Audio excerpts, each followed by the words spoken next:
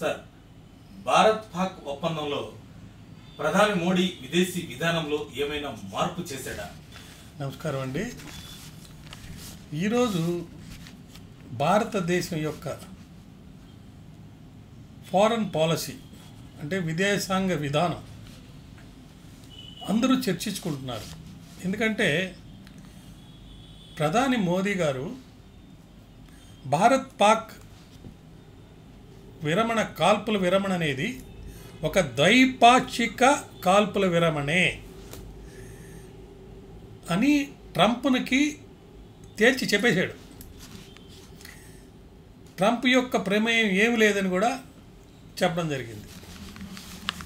అసలు వాళ్ళిద్దరూ అక్కడ నేరుగా కలుసుకొని మాట్లాడాల్సిన పరిస్థితి ఉండింది.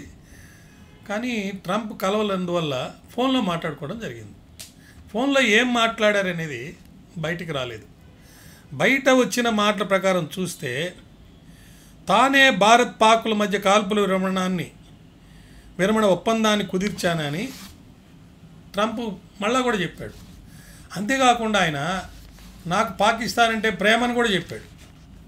అంటే అమెరికా వాళ్ళు చాలా స్పష్టంగా ప్రెసిడెంట్ గారి యొక్క ట్రేడ్ టాక్టిక్స్ వల్ల, అంటే ట్రేడ్ అనేది ఒక బిజినెస్ అనే దాన్ని అడ్డం పెట్టుకొని మాట్లాడి ఒప్పందం చేశాము అని చెప్పడం, పాకిస్తాన్ని కూడా ప్రేమిస్తున్నానని చెప్పడం, అయితే మోడీ టాప్ లీడర్ ఆయనంటే గౌరవం ఉందని చెప్పడం, అమెరికా యొక్క దుర్బలమైనటువంటి విధి విధానాలు మనకు అర్థమవుతున్నాయి. అయితే గత నెలలో జరిగిన కాల్పుల విరమణ అనేది అమెరికా ప్రమేయం ఏమీ లేదని, ప్రెసిడెంట్ గారు యొక్క ఇంటర్ఫిరెన్స్ ఏమీ లేదని చెప్పేసి నేరుగా మోడీ గారు చెప్పేశారు. అయితే కెనడా ప్రధాని మార్క్ కార్నీ ఆహ్వానం మేరకు G7 సదస్సులో సీమాంతర ఉగ్రవాదం సంబంధించి ఏదైతే ఉందో అక్కడ మాట్లాడుకునే అవకాశం అనేది అది మాట్లాడలేదు. కాబట్టి ఫోన్లో మాట్లాడుకుంటూ ఉగ్రవాదంపై పోరాటానికి సంబంధించి ప్రపంచానికి ద్వంద్వ వైఖరి అనేది ఏం లేదు, ఉగ్రవాదంపై పోరాటం ఖచ్చితంగా కలిసి చేస్తాము అని చెప్పడం జరిగింది. అంటే ఒక విధంగా చెప్పాలంటే పాకిస్తాను ఎవరినైతే ఉగ్రవాదుల్ని సపోర్ట్ చేస్తుందో వాళ్ళ మీద మేము ఫైట్ చేస్తాము అని భారత్ అంటుంటే దానికి మద్దతు పలుకుతున్నామని చెప్పి మరి అమెరికా ప్రెసిడెంట్ చెప్పడం జరిగింది. కానీ మరి పాకిస్తాన్ అంటే కూడా నాకు ఇష్టం, దాన్ని ప్రేమిస్తున్నాను అని చెప్పడంలో మరి భారత్కి ఎన్నటికీ మధ్యవర్తిత్వం అంగీకరించదు.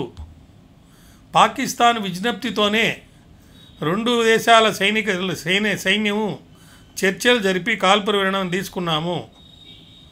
దీనిపై భారత్లో రాజకీయ ఏకాభిప్రాయం ఉంది. ఆపరేషన్ సింధూర్ సందర్భంగా పాక్ ఆక్రమిత కాశ్మీర్లోని ఉగ్రవాద స్థావరాలనే మేము లక్ష్యంగా చేసుకున్నాము. మళ్ళీ ఎప్పుడైనా పాకిస్తాన్ రెచ్చగొట్టే చర్యలకు గనక పాల్పడితే ఇలా గట్టిగా సమాధానం ఉంటుందని ట్రంప్కి మోదీ వివరించారనే విషయం కూడా మరి చెప్పడం జరిగింది. అయితే కొంత నిర్లక్ష్యం ఇప్పుడు జరుగుతుందేమో అని ప్రజలకు అనిపిస్తుంది. ఉగ్రవాదంపై ప్రపంచ దేశాలన్నీ కూడా పోరాటం చేస్తుంది. అయితే ఉగ్రవాదం అనేది మానవాళికే ప్రమాదకరమైంది. ఇది ప్రజాస్వామ్య విలువల్ని కాలరాస్తుంది. ఉగ్రవాదం, అవినీతి ఈ రెండు మరి చాలా తీవ్రమైనటువంటి సమస్యలు. ఒక విధంగా చెప్పాలంటే అవినీతి అనేది ఉగ్రవాదం కంటే చాలా తీవ్రమైంది. అవినీతి గురించి మనం మళ్ళీ చర్చించుకోవచ్చు. కానీ ఈ యొక్క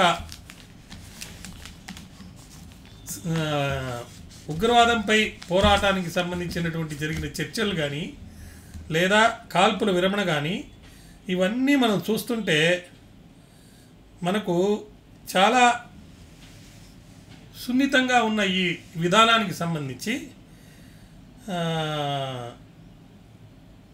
ఒక విషయం మనకు అర్థమవుతుంది. కొన్ని దేశాలు భారతదేశ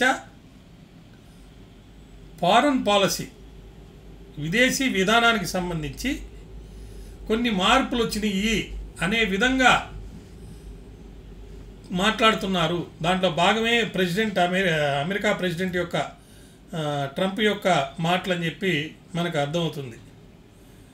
అదే ట్రంప్ కనుక ముందుగానే వెళ్ళిపోకుండా ఉంటే ఈ విధంగా ఫోన్లో మాట్లాడాల్సిన అవసరం లేదు. అయితే ఫోన్లో 35 నిమిషాలు మాట్లాడినప్పుడు దాని సారాంశం ఏంటని చూసినప్పుడు మనకు సొంత ప్రయోజనాలే ప్రతి దేశం కూడా ఆలోచిస్తుంది. సొంత ప్రయోజనాలంటే ఒక చేత్తో ఆంక్షలను విధిస్తూనే మరో చేత్తో దానికి ఊతమిచ్చేలా కొన్ని దేశాలు వ్యవహరిస్తున్నాయి. ఈ ఉగ్రవాదానికి సంబంధించి నిర్ణయాత్మక చర్యలు తీసుకోబోతే చరిత్ర ఏ దేశాన్ని కూడా క్షమించదు. దానివల్ల ఖచ్చితంగా ఉద్రిక్త పరిస్థితులు కేవలం అది ఇండియా పాకిస్తాన్ మధ్య కాదండి, ఒక ప్రపంచ యుద్ధానికి దారితీసే అవకాశం ఉంది. కాబట్టి ఈ రెండు దేశాలు కూడా అంటే అమెరికా కానీ పాకిస్తాన్ కానీ వాళ్ళ విధి విధానాల గురించి చర్చించుకునేటప్పుడు కానీ దాని గురించి చెప్పేటప్పుడు కానీ భారతదేశం యొక్క స్వతంత్రత అంటే మా యొక్క హక్కుల్ని మేము కాపాడుకుంటాము, మా దేశాన్ని మేము కాపాడుకుంటాము, మాకు ఎవరి యొక్క అవసరం లేదు, మేము భారత్ పాక్ ఒప్పందంలో ఎవరి ప్రమేయం కూడా మాకు ఇష్టం లేదు, ద్వైపాక్షికంగా కాల్పుల విరమణ ఎలా జరుపుకున్నాము, చర్చలు కూడా అలా జరుపుకొని మరి సీమాంతర ఉగ్రవాదం విషయంలో కానీ లేదా కాశ్మీర్ ఆక్రమిత ప్రాంతం గురించి కానీ లేదా మొన్న జరిపినటువంటి కాల్పులు లేదా చంపడం అనేది ఉగ్రవాద పాసిక్ చర్యని ఖండించి వాళ్ళని పట్టుకోవడంలో కానీ వీటన్నిటి విషయాల్లో ఉగ్రవాదాన్ని ప్రోత్సహిస్తున్న పాకిస్తాన్పై చర్యలు తప్పకుండా భారతదేశం తీసుకుంటుంది. ఇతర దేశాలకు కూడా అదే విషయాన్ని మోడీ గారు చెప్పడం జరిగింది. దీనికి సంబంధించి అక్కడ చెప్పడం కాదు, రేపు ఆయన అక్కడి నుంచి G7 దేశాల సమ్మిట్ నుంచి తిరిగి వచ్చిన తర్వాత పార్లమెంట్లో కానీ లేదా అఖిలపక్ష పార్టీల మీటింగ్లో కానీ అక్కడ ఏం మాట్లాడారు 35 నిమిషాలు, అసలు ఏం జరిగింది అనే విషయాలు చెప్పి ఇక్కడ చర్చించి భారతదేశం యొక్క విధి విధానాల గురించి చెప్పాలని చెప్పి కాంగ్రెస్ వాళ్ళు కూడా డిమాండ్ చేస్తున్నారు. ఈ పరిస్థితుల్లో రాబోయే రోజుల్లో అనేక విధమైనటువంటి మార్పులు చేర్పులు జరిగి ప్రజలకి ఈ ద్వైపాక్షిక